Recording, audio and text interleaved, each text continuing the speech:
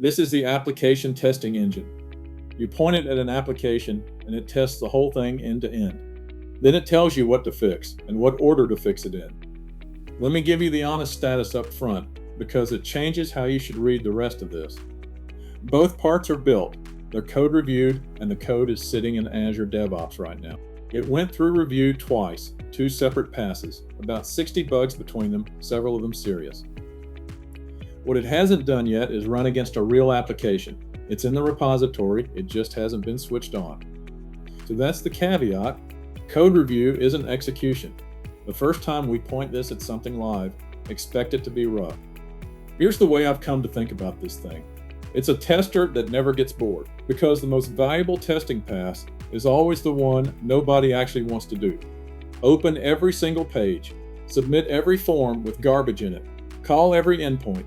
Just confirm that nothing comes back with a 500.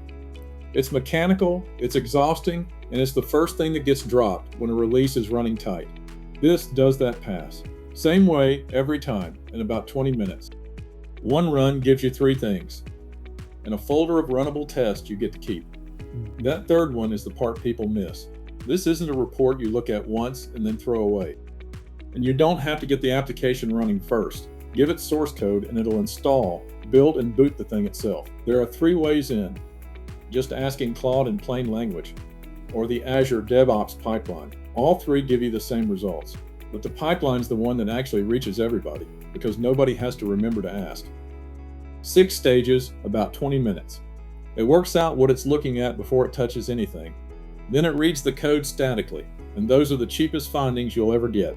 Then Claude writes a test plan for this specific application, with a rule-based generator underneath it as a floor, so nothing gets skipped. Then it actually executes. Real browser, real requests, real assertions, and the last 2 stages are the ones that make it usable. So this is what comes out. This one's illustrative. The real numbers come from whatever the scan actually finds. It's not a wall of output, it's a prioritized list, deduplicated down to 1 entry per real problem, with fixed guidance written against your actual code. Every finding carries a confidence score, and every report lists what the run couldn't verify. Honestly, that's the section 1D read first. Now, the part with the real payoff, how this hooks into work items and pull requests. Because on its own, this is a good one-off scan. Somebody has to remember to run it. Wired into Azure DevOps, it stops being something you remember and starts being something that just happens. Every work item, every pull request. Somebody writes a story with acceptance criteria. That field is the only thing the engine needs out of your process. Writes a test for each one and posts those proposed tests straight into the ticket before anyone's built anything. That's the cheapest possible moment to catch a misunderstanding. Then it's just normal work.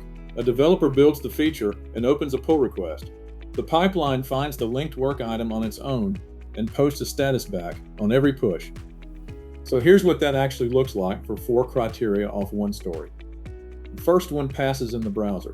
The second passes too, but watch, it settles first because it's marked observable over the API. That test starts reporting the moment the endpoint exists, well before there's a screen to look at. The third one needs a page nobody's built yet, so it comes back as not yet testable rather than as a failure. And the fourth has no pass condition and automated test can check it all. 4 criteria, 4 different honest outcomes. There are 2 judgment calls that decide whether people trust this thing. The first is that not yet testable status. Day 1 of every story is a wall of red, and people mute the tool permanently, so it errs toward unfinished rather than broken. Sometimes that's wrong, but it's wrong in the direction that keeps it trustworthy. The second is circularity. If Claude writes the criteria and then writes the test from those criteria, green proves the app matches the criteria. It doesn't prove the criteria were right, which is exactly why a human reads the proposed test first. So that's the main pass. The same engine does a second set of checks as well. I added those on after the first part was working, and it's all one app in one repository. These ones are aimed specifically at code that calls AI models, because our linters were all written before any of our applications called one. The row I'd point at is the first one. A call can succeed and still be completely wrong. Monitoring sees a 200 response in a healthy graph. Nothing flags a confident, well-formed, incorrect answer. 5 groups of checks. Rules first, model-assisted judgment second. It reads code and changes nothing. Now the boundaries, because a tool that hides where it stops is worse than one that doesn't. It doesn't know what your application is supposed to do.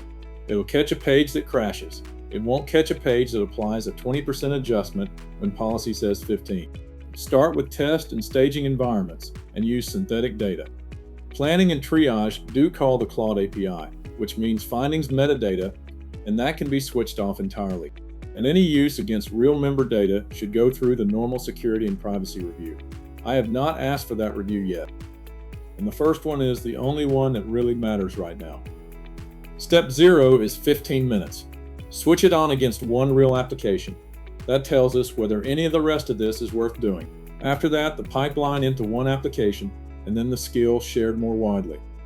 The code's already in the repository, so what I need is an approval. It's a pilot application. One engineer for a few hours, and an honest read on whether the findings are real or just noise. One pass, the same way every time, with its boundaries stated instead of hidden. Step 0 is 15 minutes. Everything after that depends on what that run shows us. So bring your questions, especially the hard ones.